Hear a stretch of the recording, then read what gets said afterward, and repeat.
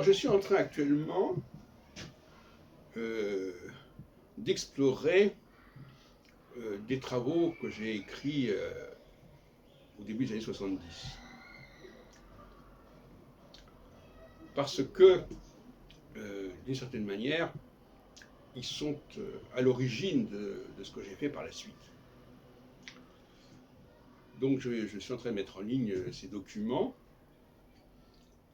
Et je voudrais parler aujourd'hui, revenir sur la question d'anthropocosmologie. L'anthropocosmologie, comme son nom l'indique, et je ne dis pas ce qu'on dit autour de ce nom d'autres astrologues, qui n'ont peut-être pas la même démarche que moi, l'anthropocosmologie, c'est la dualité. C'est la connexion entre l'homme et le ciel. Ce qui veut dire quoi? Ce qui veut dire que nous devons, que nous appelons astrologie, donc l'astrologie qui est une anthropocosmologie en fait. L'astrologie doit relier les observations d'ordre anthropologique avec les observations d'ordre cosmologique. Les observations d'ordre anthropologique, c'est tout simplement d'observer le monde, d'observer les dualités, à la fois dans l'espace et dans le temps, qui se présentent à nous. Et ça, tout le monde peut le faire. On n'est pas dans un jargon, là. Il y a quelque chose, il y a des dualités. Et ces dualités, eh bien, c'est tout simplement, d'une part, le fait qu'à ce moment, les choses se rassemblent et après, elles se dispersent. Hein. Multiplicité, unicité, etc.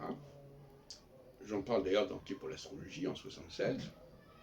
Et d'autre part, qu'il y a une dualité au niveau social, entre l'homme et la femme, entre le chef et le peuple, et peut-être d'autres dualités qui peuvent exister. Et l'astrologie est en dérive quand elle ne fait pas ce travail, quand elle se contente de plaquer des divisions astronomiques ou méta-astronomiques, comme le zodiaque ou comme les planètes, sur la société. Là, ce serait une anthropologie qui serait ancrée sur l'astronomie. Et ça, ce n'est pas tolérable. Il y a un équilibre à trouver, et à mon avis, la crise que traverse l'astrologie depuis longtemps, elle est liée à cela, au fait qu'elle n'a plus cet équilibre entre l'anthropos et la cosmologie. Et à partir de ce moment-là, le dialogue avec la société ne fonctionne pas. Parce qu'il faut parler aux gens des choses qu'ils observent. Il ne faut pas leur faire une sorte de lavage de cerveau en disant, regardez, où il y a des cycles comme ceci, où il y a des signes comme cela, etc.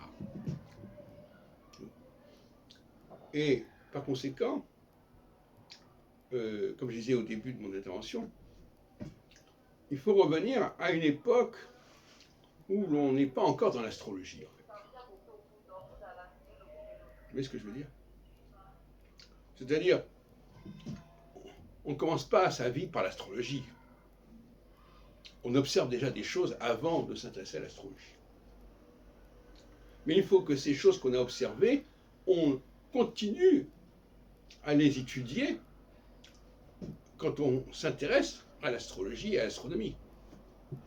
Or, ce qui se passe, c'est que dès que les gens passent à l'astrologie, ils font une croix sur leur approche anthropologique. Ou plus exactement, ils ne voient dans nos sociétés et dans l'humain que ce qui est déterminé par les astres. Ce n'est pas forcément faux en soi, mais au niveau de la méthodologie, ça n'est pas acceptable. Parce qu'à ce moment-là, encore faut-il savoir ce qu'est l'astrologie et ce qu'elle n'est pas. Et la débarrasser d'un certain nombre de choses qu'elle a pu récupérer ici et là. Je fais une parenthèse en disant justement que le rôle du jupitérien, c'est d'évacuer les choses qui se sont rajoutées. Alors que Saturnien, lui, il a tendance à en rajouter. Donc là, il y a une dialectique intéressante.